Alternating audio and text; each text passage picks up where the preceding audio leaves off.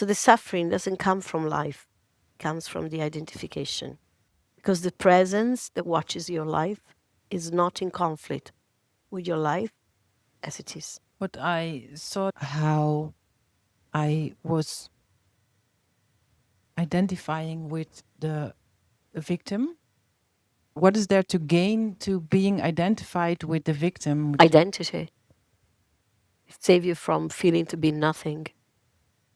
We get attached to our identities because we are afraid of death. So better an identity that is not very pretty than feeling to be nothing. In fact, where any identity of ours is threatened, we feel fear. And if you go through or beyond that fear, then you can go beyond the identification.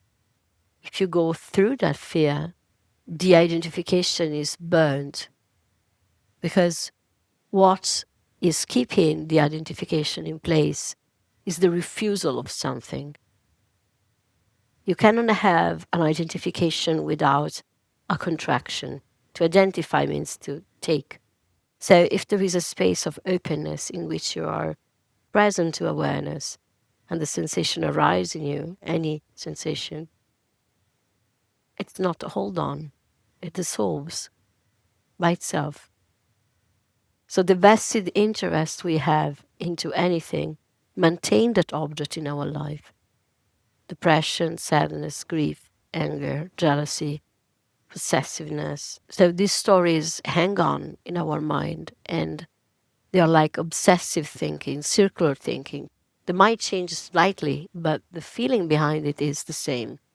The bottom line story is the same.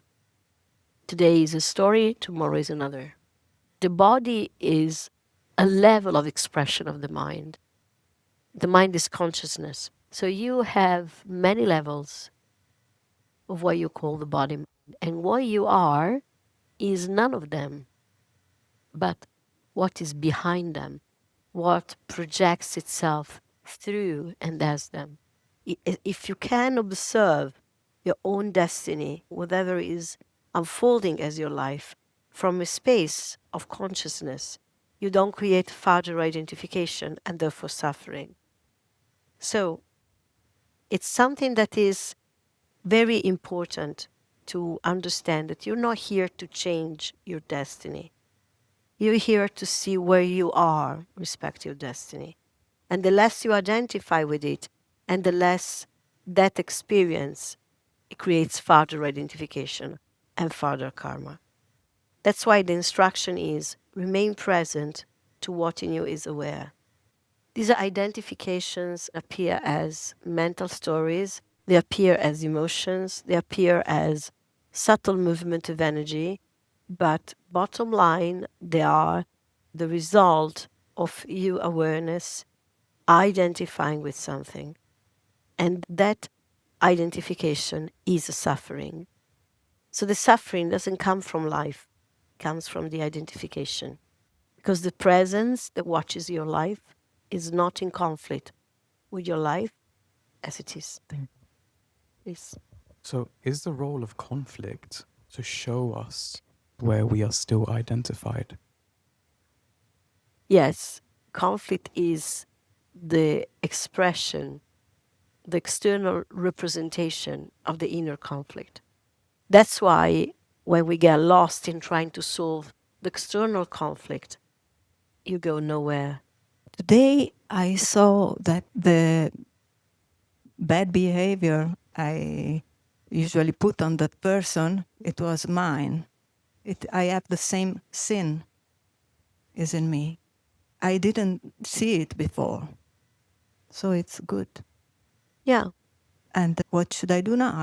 stay here and go in your heart.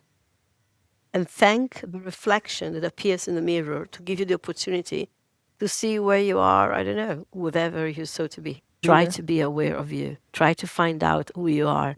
And from there, the real process starts.